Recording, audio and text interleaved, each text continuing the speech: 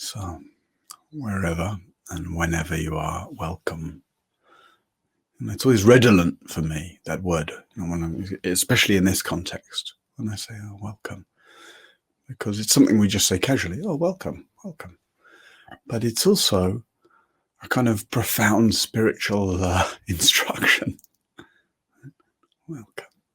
If I think of my Indian teacher, Sukantagiri Babaji, who I lived with for about 2.5 years, 3 years in the Himalayas in the early 90s, he knew his welcome in life.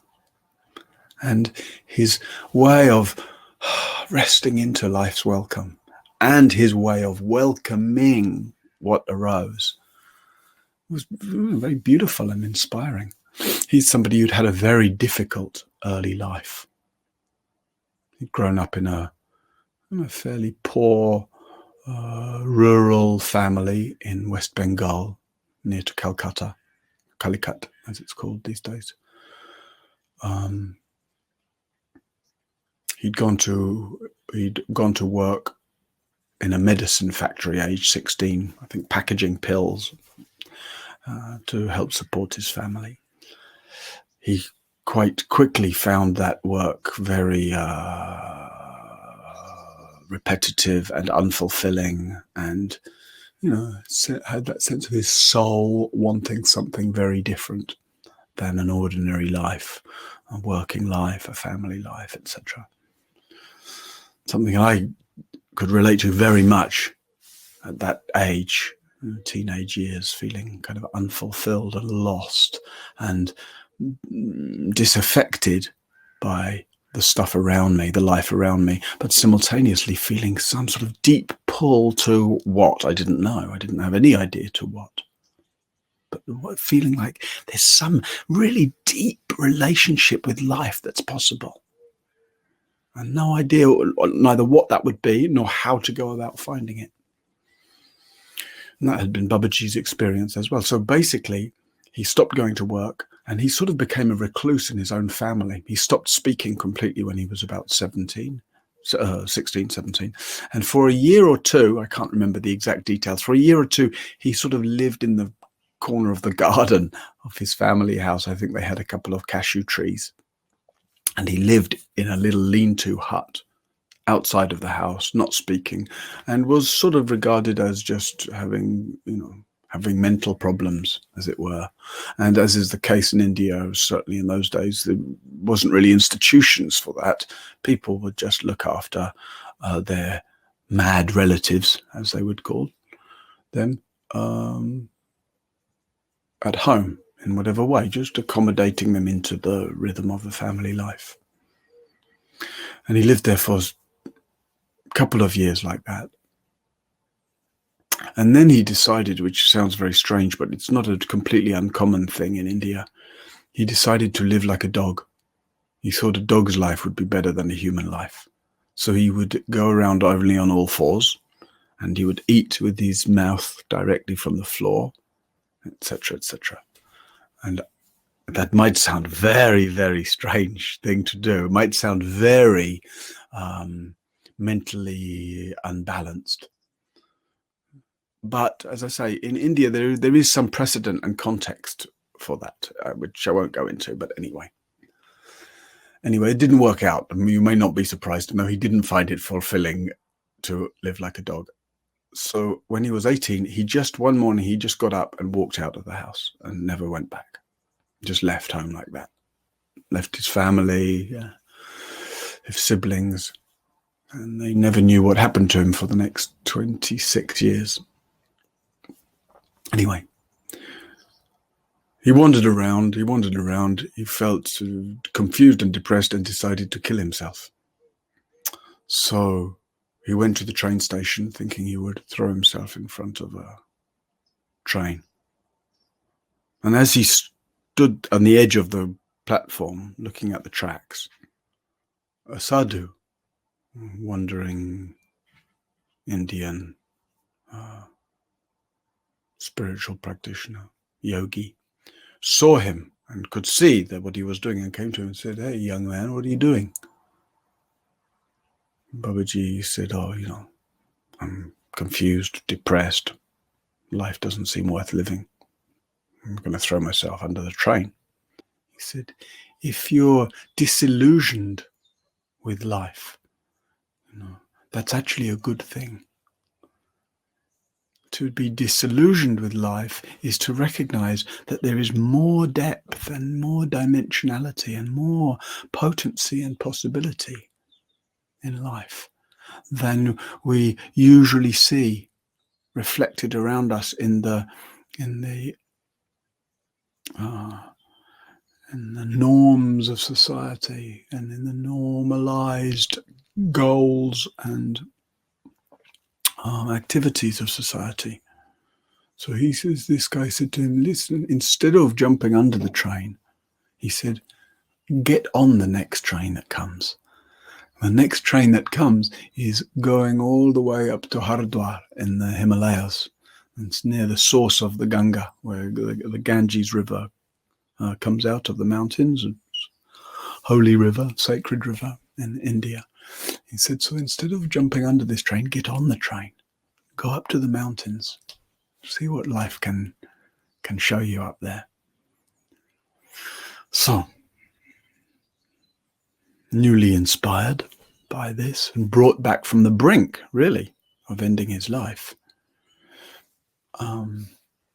Babaji took the train, rode a couple of days, probably for about 48 hours to get up, and got off at Haridwar. Walked from the train station into the sort of the heart of the city there, which is along the banks of the river. And as he crossed the bridge into Haridwar, looking down, he saw a duni. Duni is a fireplace that the sadhus keep, and he felt very attracted to that duni. He felt, oh, that's interesting. Whichever sadhu keeps that duni, he felt very attracted to go there. So he felt very inspired by this. He took the steps down from the bridge to the river banks where this duni was just set up on the Kinari, the river bank. And when he got there, he saw a sadhu sitting there in a rather impressive way, long dreadlocks, often body covered in ashes, sitting rather straight-backed in the yogic way by the fire, looking at the river, etc. But then it didn't go well. This guy, the sadhu who was sitting there, he started to talk to. He found the person to be a little aloof and arrogant and unfriendly. And then all the inspiration that had built up really sunk, and he felt hopeless and helpless. He left that place. He wanted to continue across the bridge, wandered around the city for a while, and felt, no, this was an illusion coming here. I got all my hopes up, but didn't work out. I'm going to go back to the train station, back to the original plan. As he was crossing the bridge again, he saw that same fireplace to which he'd been so attracted, but there was somebody completely different sitting there. And as he passed, the person looked up and called him over. So he went down again to the fireplace. And the sadhu that was there, Kalyanagiri, was Bengali like him. So they could speak in Bangla together, their same native tongue from Calcutta.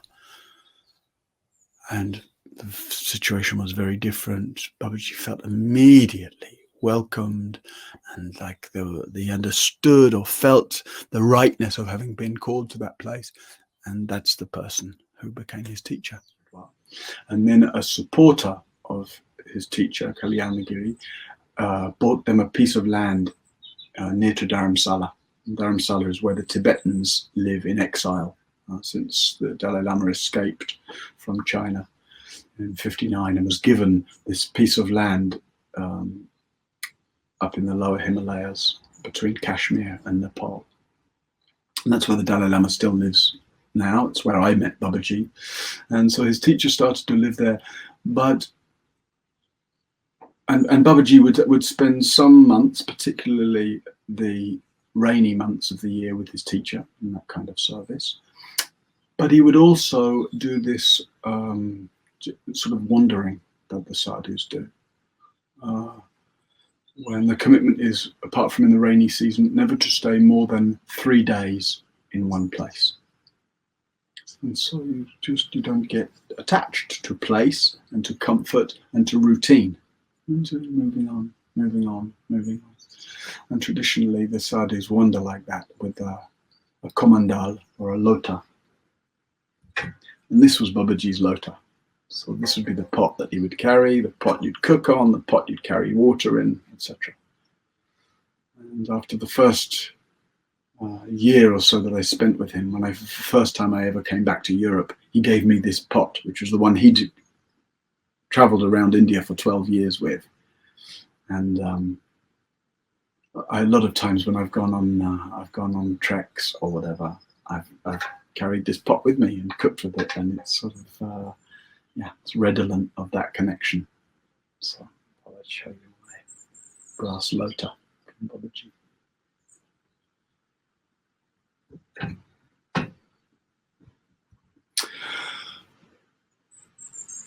And he traveled like that, staying and moving, visiting temples, sleeping often. Sadhus would sleep on the terrace of temples. And years later, when I did my long sort of sadhu walk, trying to walk to Mount Kailash in '93, often I would turn up at the at small temples outside little Himalayan villages, and I would arrive with my lota around dusk, and I'd just sit in meditation on the little deck in front of the Shiva temple, looking down the village. Every village has a Shiva temple just outside the village, and very often, very often, when I would open my eyes at the end of an hour of sitting, there would be food there, chapatis and vegetables. And the villagers who would see me arrive, see me in the orange clothes of the ascetic, the yogi, and just bring food. They didn't want to disturb. They saw I was meditating, so they would just bring food, leave it. And then maybe another hour later, after he'd eaten, then they would come back and sit, and we would sing bhajans, or they would ask about my journey, or ask about yogi life. Beautiful. And so Babaji lived like that for 12 years, this moving around, and both the sense of providing a blessing presence for people and temples and places he showed up, and also receiving the blessing of support, that mutual support that I speak about so much in terms of the dana here, and that sense of the sadhus offering wisdom, offering kindness, offering blessings, offering teachings, and then being supported with people offering food, or offering a blanket, or offering a place to stay, etc. Beautiful. So after some time of that, spending winter, the rainy seasons, April through July, August, May to July, with his teacher, he would then also spend this itinerant time. And he came at one point to a smashan, cremation ground in Bengal. And then he settled there. So there's, the homeless wanderers, the ascetic yogis of India. They generally have this thing of just moving, not staying in anybody's place for more than 3 days. But there are exceptions to that. Riverbanks, one can stay for a longer time. And cremation grounds, one can stay for a longer time. And he found this cremation ground in the Parganas in West Bengal, a beachside place, so facing the Bay of Bengal. And he started to stay there. And he found it a very suitable place. He made a little bamboo hut. People bring the dead bodies on bamboo stretchers every day. And the bodies are then transferred from the stretchers onto the funeral pyres and burned. A lot of the bamboo would be left from the stretchers. So he constructed a little hut. I wasn't there, but this is, in the many long months of sitting around the fire through the Himalayan winter, we had plenty of time for telling each other our stories. So I would ask him a lot. And now I'm so glad that I asked all those questions. And even though it's 25 years ago or more, 30 years ago, that I'm remembering that him telling me, feels kind of precious to me to have a certain kind of verbal record of his life, which otherwise lost now. So sometimes the bodies wouldn't, the families generally burn the bodies. Traditionally, the eldest son, usually, if it's a parent that's died, will at some point take a bamboo pole and smash the skull of the burning relative, with the idea of kind of releasing the spirit, as it were. But sometimes, for various reasons, when people died without much family support, etc., the bodies would be consigned to the doms, the people who guard those and look after those cremation grounds. And the bodies wouldn't burn completely or very well. Sometimes skulls would be left. So Babaji took to putting the skulls of the unburned bodies on the poles of his bamboo hut. And he found it to be a very suitable decoration because people were terrified of him. So then they would leave him very quietly for his practices. And he would describe that as actually living. It's interesting, imagine living in a burning ground, living in the smell of burning flesh pretty much 24 hours a day. If you've ever been to India and to the cremation ghats in Varanasi, for example, you'll see how those places just turn. People don't die on a schedule. They die. We die constantly. And partly with the hot weather in India and other kind of cultural factors, the bodies are burned quite quickly. So basically, people die, they're called a pujari, make the arrangements, gather the family, take the body to the ghats. So he described this as the happiest days of his life, living in the smell of burning flesh, with underneath a few bamboo poles with the fire that the sadhus keep. And I'll tell more about the fire probably tomorrow or later. And, doing his practices, contemplating life and death, keeping his fire, etc. But he had the nagging feeling that he should go back and see his teacher, that he was getting too comfortable in his burning ghat, bamboo hut, skull-topped post life. And that feeling was growing, but he said he'd gotten a little bit attached to living in this place, and he sensed he should go and see his teacher. Then one night, there was a big storm, and I'll try to make a long story short because I could get into a lot of detail, but basically a tree fell down, smashing his hut, and fell right in his fireplace, boom, in front of him. He was sitting in meditation, fire, right there, and put out the fire. And so once a sadhu lights a fire, it burns constantly. When I met Babaji, he had the fire that he was keeping, he lit the day his teacher died. And it had been going for 14 years. And it's sort of covered over at night and then just covered over in ash. So it goes very quiet. And just in the morning, you uncover it. There's just a few embers, little fanning, comes back to life. But it's the same basic fire energy, if you like. So when this tree fell and put out his fire, boom, he got it. Okay, that's the sign. And so that night he just picked up, took his lota, left back to Dharamsala, back to visit his teacher. And basically, as he arrived there, his teacher was sick and dying. So he spent that last time with his teacher. And then he buried his teacher in the garden. And so in India, people are cremated generally, except for the sadhus. The yogis are buried, not cremated, and they're buried in sitting posture. So he buried his teacher in the garden, and then constructed his own dhuni, his own new fire, lit it, and sat there. And I met him 14 years later, and he'd been sitting there for 14 years. And during those 14 years, he'd, as is customary with the sadhu practice, the life turns around the fire. And in the time that I then sat with him over the next few years and spending a whole winter, just 3 or 4 months, just sitting in front of that fire, you start to see the whole universe in the fire. And his practice was he had only, for those 14 years, he'd only eaten food that had been cooked on that fire.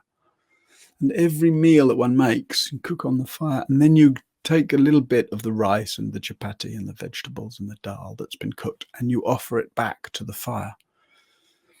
And in a rather difficult to describe, but beautiful, profound, important way, life turns around the fire. You see the life consuming the fire, life kind of giving the blessing of its heat, expressing a sort of spirit of transformation.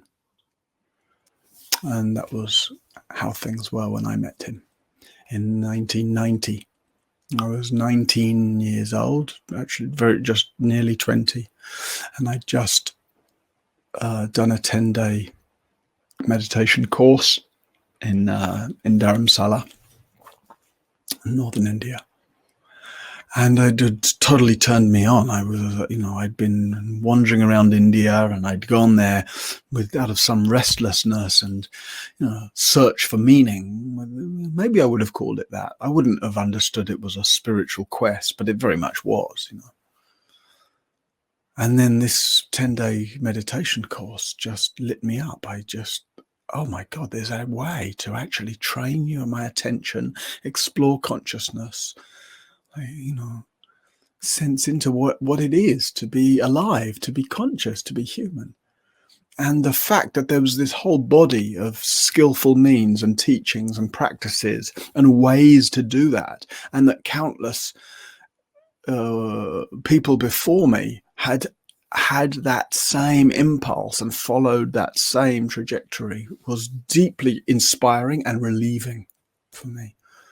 And so the day after this course finished, I left the little hut that I'd been renting in McLeodganj, and I thought, okay, well, I've got to go off to a cave. That's what yogis do, And I was very afraid of going off to a cave. I was so, naive, really. I didn't even have a blanket, and it was cold. It was April up there. It was cold. And I'd been cold the whole time of this 10-day course. I'd been sleeping huddled like this in my little hut without it occurring to me to actually just go and buy a blanket. I was very fixed on living extremely frugally, and a blanket seemed like just one luxury too far. So then the idea of going to a cave was terrifying, really. I had no blanket, I had no food, I had no stove. But somehow I just thought, look, that's what I'd been reading, the autobiography of a yogi and some of these other rather hagiographic lives of saints and sages. And I had sort of found my way through that reading into this mystical vision of India, where you just open yourself up to life fully, and life provides in various ways, and all kinds of miracles happen. So I thought, well, look, in for a penny, in for a pound, as they say. So I packed up my little bag, and I walked out of town and to Bagsunag. Maybe some of you have been to these places.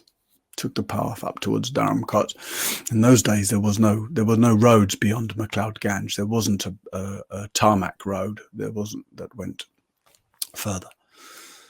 So I walked through the deodar trees and up into the hills, and then I met on the path a sadhu coming the other way, and we looked at each other and we recognized each other. His name was Fiji Baba, and I'd met him in Rajasthan, 1,500 kilometers away, a couple of months previously, and we'd spent a little time hanging out together, talking, drinking chai on the steps of the lake. And he said, we recognized each other. He was a fantastic character, very eccentric, flamboyant. He carried this staff with him, with many pieces of cloth attached to the staff. So it and you would shake it, and looked kind of like a jester's pole. And I asked him one time, Fiji Baba, what's with all these pieces of cloth on your pole? And he said, each one is a telephone number for God. He says, and then you shake it. He says, I keep ringing. One day I'll get through.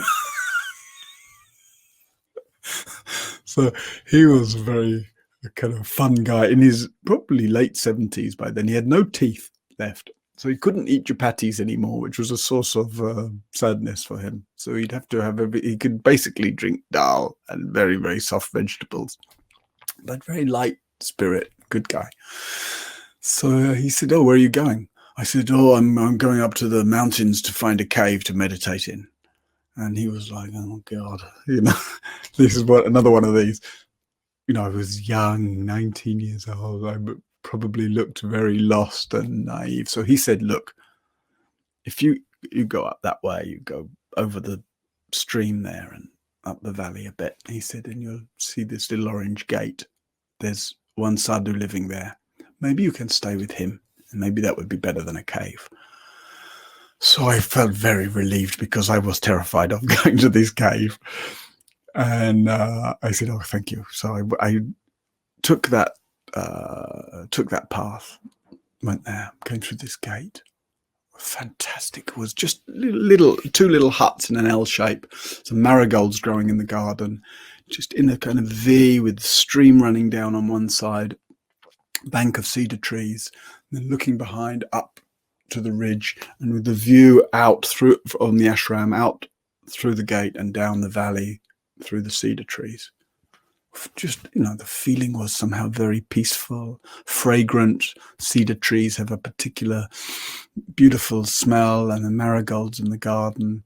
And there was little smoke of incense coming out of a small temple, which turned out to be Babaji's teacher's Mahasamadhi. So I felt very attracted to that place. It seemed like this just magical little realm. And I sat there. Nobody was around. So I just sat there on the steps looking down over the valley. I sat there for maybe half an hour or an hour. And then Babaji appeared. He'd been up to collect firewood. So we greeted each other. He said, "Oh, what do you want?" sort of thing. And I said, "Oh, I met Fiji Baba on the road." Babaji didn't speak very good English in those days, and I was starting to speak Hindi quite well, but well enough that we could communicate simply at that point. So I said, "Oh, Fiji Baba said maybe I could stay with you." "Oh, Fiji Baba." He said, "Okay, you can sleep here." And he showed me a little room next to the duni, and he says, "You can stay 3 days." I said, "Wow, fantastic, thank you." And then I stayed most of the next 2.5 years. This is a photograph that somebody took at the ashram quite shortly after I first met Babaji. So this was my seat here, you can see. And then here's Babaji sitting there. So he's about 43 years old, I think, at this point. And he's been there 14, 15 years. Now you can see. And this is the duni, right? The kettle's always there, hot water. These are the tridents, the trishuls that represent Shiva. Firewood in the corner. Oh, yes.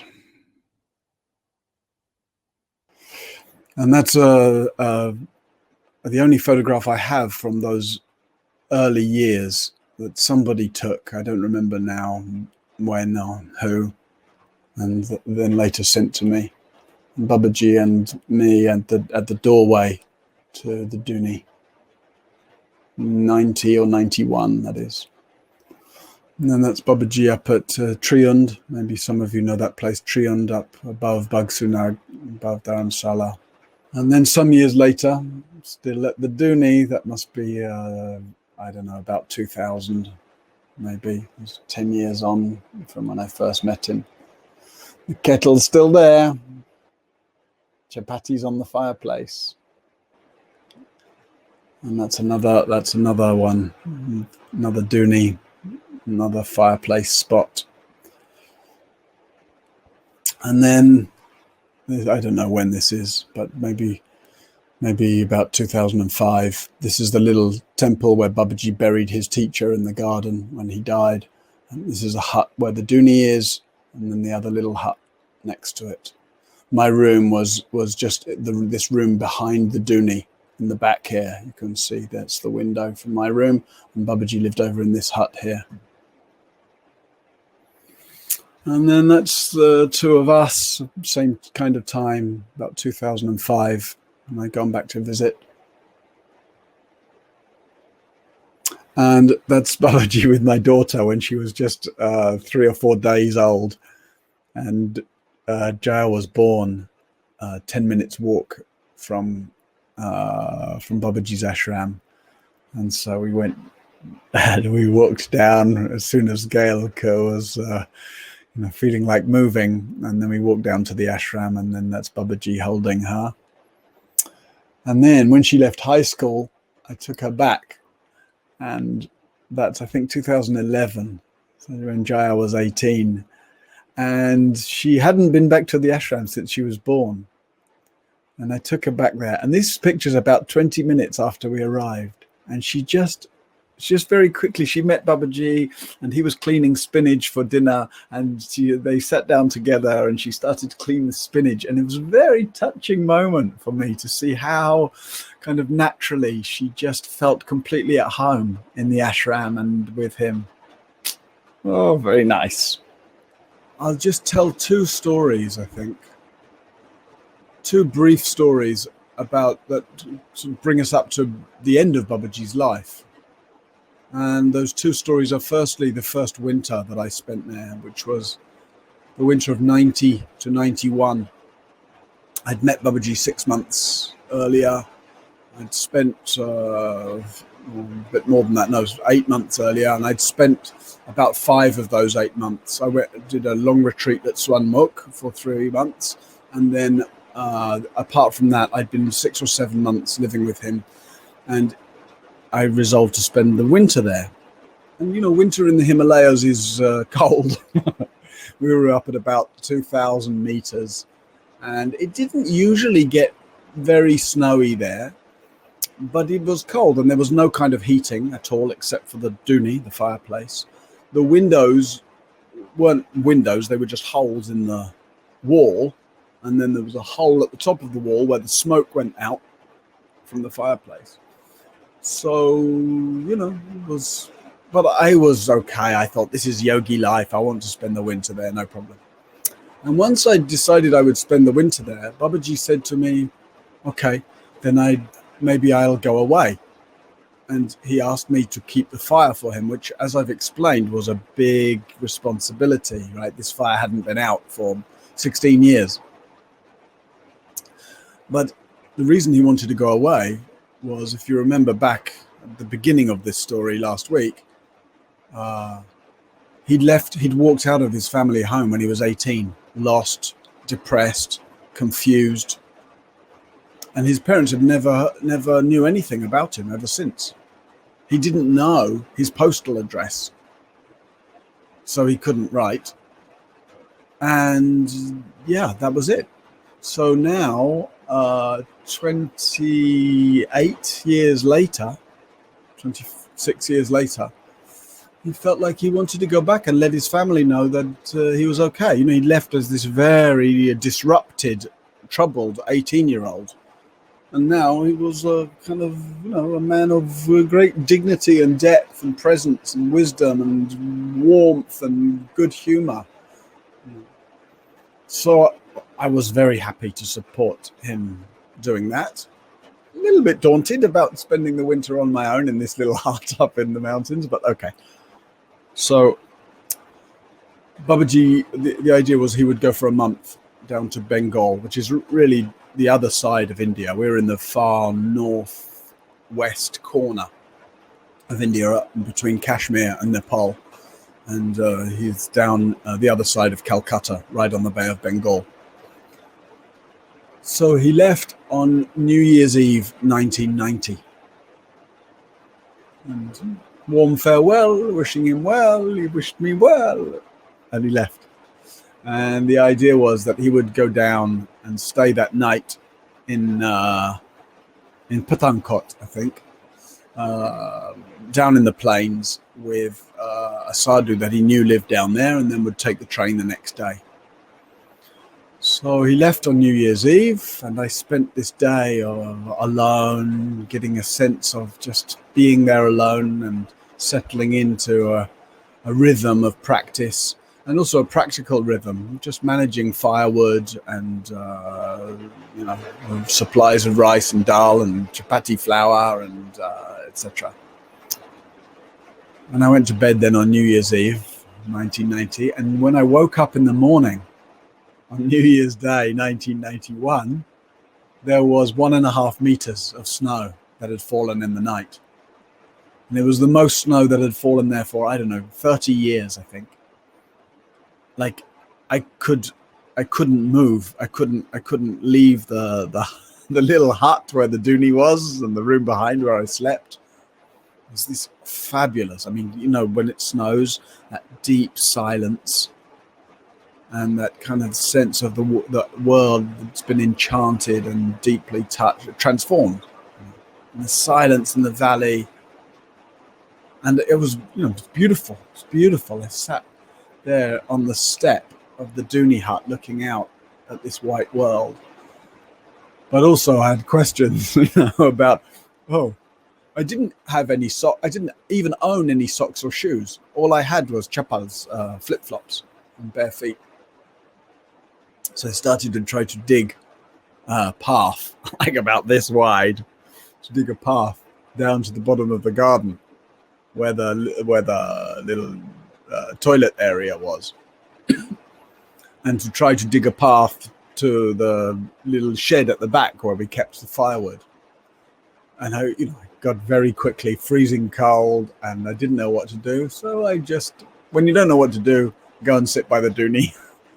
So I went back and I sat at the fireplace and I put the kettle on the dooney to make tea, and I sat. And I remember being quite untroubled, but it was just confronted by the sort of unknowing. I don't know what to do here.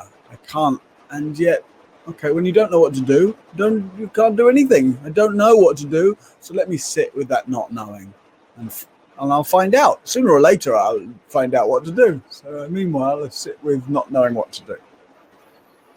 And at some point, I can't remember how long I sat there, but at some point I heard Hari Om, and Babaji just appeared at the doorway, and he was visibly freezing cold, and I didn't have any understanding. Like this, we're a long way from any road, and it's completely, there's deep snow everywhere, and I just looked at him with this apparition in the doorway, and he said to me, "Don't look at me, make tea." I made him tea, and he came in and got warm. And basically, he'd gone down to Pathankot to stay with his friend. And that night, in the morning, there'd been just a few flurries of snow down in that place. And he knew, wow, if there's snow down here, what's it going to be like up there? So he sort of came back to rescue me. And he got the bus to Dharamsala down. From there, the bus couldn't go anymore. And it's maybe short way, must be 7 kilometers, 8 kilometers up to McLeod-Ganj, and another 2 or 3, and then it was very deep, and another 2 or 3 kilometers to Bagsunag, and then another kilometer up, just steep up from that village through more than a meter of snow. And he was wearing a lungi, a cotton thing. When he left, he had a blanket with him, but he gave it to somebody in the village down who had seemed cold. So he'd walked the last 4 kilometers through deep snow. And I just don't really know how he did that, how he walked barefoot and in a cotton lungi through those kilometers of snow. And somehow just the impact of him appearing in the doorway, it seemed very otherworldly, mysterious. It also seemed like this act of incredible love for me. And he stayed for the next couple of weeks while the snow was there, and we spent that time together. And then when the snow melted, he did go, and he went to Bengal, and he saw his family, and I got my month of quiet mountain living. I used to call, the last few years of his life, I used to call Babaji every year on the July full moon. His nephew had come from Bengal to stay with him, and the nephew had a mobile phone, so I could call. And Guru Purnima, the July full moon, is the full moon one remembers and is grateful to one's teachers. in the Indian tradition, and I used to call him every July. And in 2012, I called, and I could just tell that he wasn't well. And so I went up there. I went on end of October 2012, and it was clear he was dying. He actually had lymphoma. And I spent a week or so with him, just hanging out quietly, a lot of massaging his feet a lot, which gave him a lot of pain relief because he was pretty uncomfortable. But same kind of warm, gracious, unconcerned, open consciousness, and a blessing to hang out with him in that condition.